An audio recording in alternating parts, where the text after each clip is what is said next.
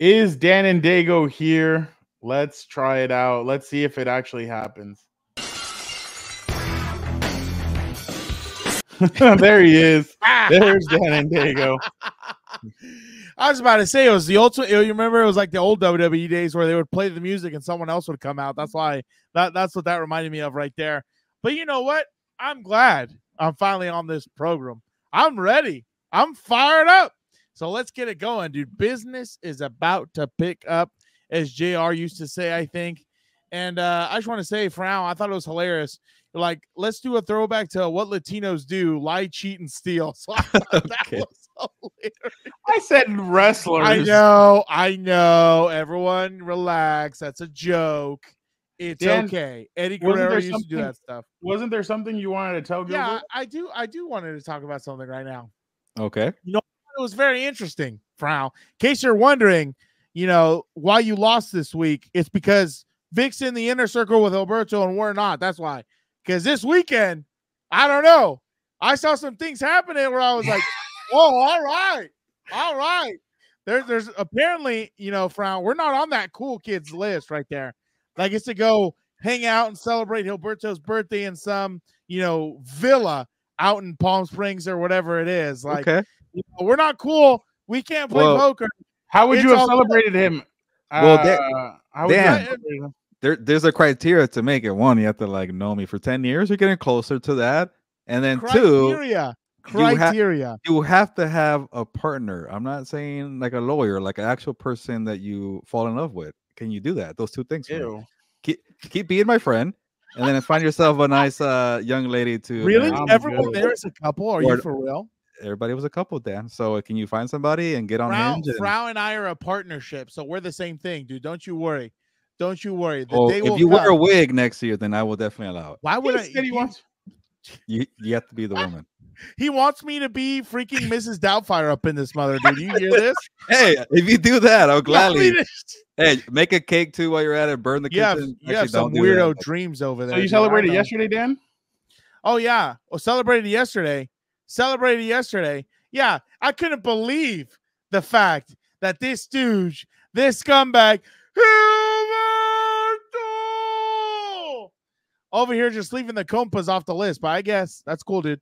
No worries. Lucky for me, my feelings regenerate 2 times that of a regular human being. So I am okay. Maybe next year you will meet the criteria. I will actually skip the whole 10-year thing. How long have I known you now? Like I don't need pity votes. I don't need pity invites. I don't need them. Hall of Fame. Good. You got to meet the criteria. But Dan, why can't you focus on the positive? I gave you your own segment. You are on the big screen of my show. Like, just be thankful about that. Like, come on. The biggest screen of his show. The moles in the back looks extra clear now. I like it. I'm trying to, you know what? Well, I'll get into that later, actually. But you know what? I'm trying to look on here, Frau, on my screen. Where does it say Gilberto on the beat? I don't see it. Do you? That's kind of crazy that he keeps calling it his show. Get rid of the S and just Compa on the beat. And that's kind of wild to me right there. Oh yeah, here we go. Who is this? No way. Is this the Shedeur video? There he is. S for Shedeur. Who's he even throwing to? Didn't he get a Cybertruck today? I saw for $100. Oh, that was the stupidest thing I've ever seen. I don't even know who he's throwing to. So right there, he's throwing with Dak Prescott, and ever since Dak Prescott, yeah, good job, guys. Are you serious? Way to set the standard high. Unbelievable, dude. Hold on. Ever since that happened, now everybody has been coming out saying, well, Shedeur should replace Dak Prescott next year on the Cowboys, and that the Cowboys should draft him. Bro, I honestly short of this man winning a Heisman, or not even the Heisman. Heisman doesn't mean anything. Short of him winning a natty, I don't even think he goes in the first round, honestly. Like, what are we doing here? This new age of social media is the most idiotic. What is he doing? That's an ugly ass car, man. I've been seeing. Yeah, I think it's weird. 3 or 4. I think it's so weird, dude. Is he rapping or what is he doing? He's just dancing over here. Dancing. Oh, yeah. I don't know. What this is. All right. How about this, Dan? Because it is your segment. Let me have some conversation here. Would you rather have Shedeur Sanders with everything he does with the, styling and profiling? Don't tell me Caleb Williams. Yeah, and going to the fashion show. Caleb does not do all the flaunting of the money and go into fashion shows. You're asking the wrong question. This is the real question. Dan, who would you rather have, the kid from Duke, the basketball player McCain, or Dak Prescott? None of them. I would shut down the franchise at that point. I would rather go 0-17 instead of taking one of those players, dude. I'm good. I don't want it at all. But no, who would you take, Shedeur or Dak or Shedeur or Caleb? I don't know, dude. I think because this is the only reason I would lean a little bit more. But I mean, it's hard to say because the only reason I would lean more Caleb is because I think people need to understand you draft Shedeur, and you're getting Dion also. I don't think people really understand that. I wouldn't be surprised. Oh, don't forget about Shiloh. Don't forget about Shiloh now. But yeah, don't forget. Shedeur and Hunter are going to be in first. Don't forget about Shiloh.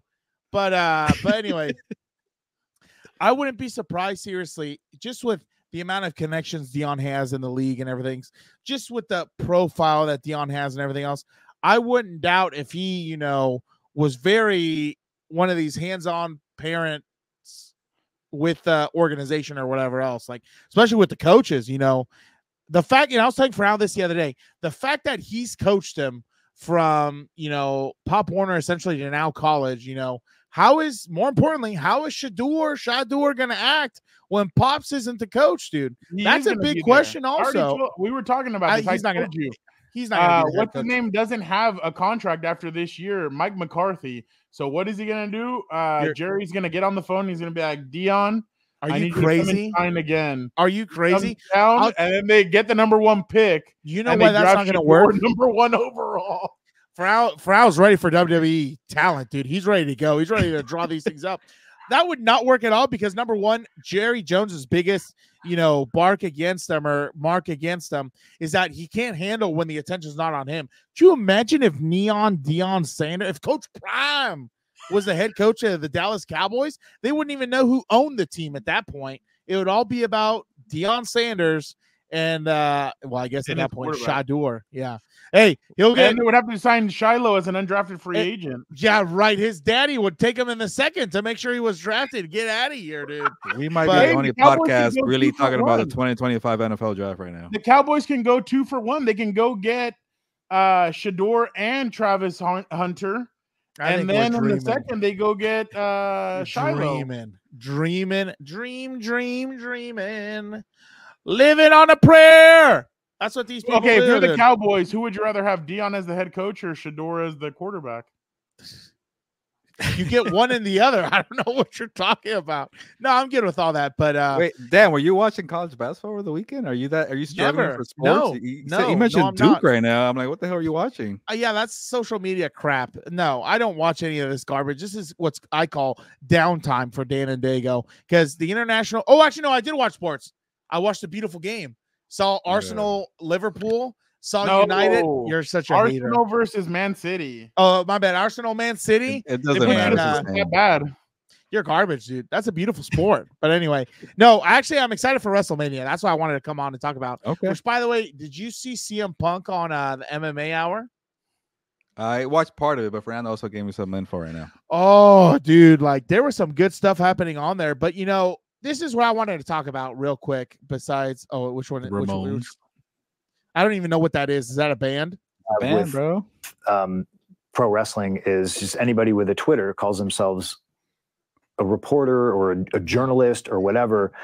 And I experienced it firsthand. CM Punk is not just in. I was about to say it's not just wrestling. Yeah, it's in everything. But I was going to tell you, this was my biggest thing. Yes, Gilbert, I had to take my shot. Hilwani had Becky Lynch, shout out to her, she's awesome, on the show last week.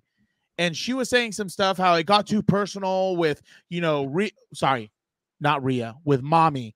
Mommy talking about. Mom, Daniel wants you on the show. Oh, shut up, idiot. With her talking about her daughter and everything else, right? But this has always been my biggest thing about wrestling. When it's real, that is where it's the best segment you will ever have. Again, I'll still continue to say, John Cena has eclipsed The Rock more in his absence than when he was there full time. It's insane, really, to see the stark contrast because John Cena was very good at making things real without, I guess, stepping over the line, depending on who you ask. Because everybody forgets, the wristband thing or the notes on the promo on his wrist one of the best killer lines that I've ever seen since I've been watching wrestling. You know, him telling I gotta Roman say, Dan, Reigns, I gotta cut you off because you're kind of okay. a little, Here you're a little frauded. Here we go. You saw this right there? I'm gonna call you. I know it's your 10 minutes here, and it's probably way past that. Who the hell knows? Who cares? No, we only talked a little bit about Shedeur. Yeah, I'm honestly, I'm tired of you guys talking about Shedeur Sanders. It's not 2025, okay? It's 2024. Anyways, slow weekend. When I first met you, Dan, when we were talking about our friendship here, how many years it's been? Maybe 4. I forget, 5 maybe. You were right before the pandemic, no? Constantly, in the car when we were going to SoFi Stadium on Sundays, just harassing your older brother about how John Cena sucks. Now you're like, John Cena was the greatest thing ever created in WWE. So what turn? I know. Gotta call you out a little bit. Gotta call you out a little bit. That's okay. That doesn't bother me. I'm not one of these morons who's in an echo chamber. That's okay, dude. Ready? Here we go. I'm gonna bring it to you. 2 things can be right at the same time, right?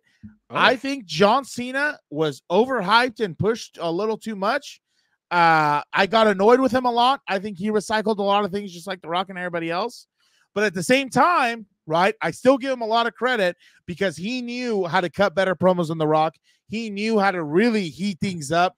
Even when he comes back, his wrestling is still solid. He's still in shape and everything else. The Rock isn't, and that's one thing that I'm really interested about when it comes to Saturday. Why do you think it's a tag team? Like I said, I think Cena is better on the mic than The Rock is. Like, look, The Rock to me now is just unhinged. Him yelling at some producer because he said cut and all this other stuff. I got an email in my inbox this morning that the ratings are off the roof for SmackDown and Raw, and I'm just saying somebody came back again. Mama Rose, because people will cheer for anything. The Rock has something against Cody. I don't know what it is. Keeps on going at it about that. I don't know what it is, but I still think I will still hold my ground on that. John Cena was better, not right. I'll bet you guys $5 she slaps The Rock in the face on either Saturday or Sunday. Oh yeah. I don't even think she'll be there. She probably won't be there. She was there last year. Oh really? Oh yeah. But that's either her or Brandy. One of them is smacking The Rock in the face. Oof. They probably will. Damn, but whenever John Cena and The Rock's daughter can come out and Brandy and her get into it. No one cares about The Rock's daughter. No one cares. She's like the GM for NXT, right? Or something like that. Yeah. But she's gotten again.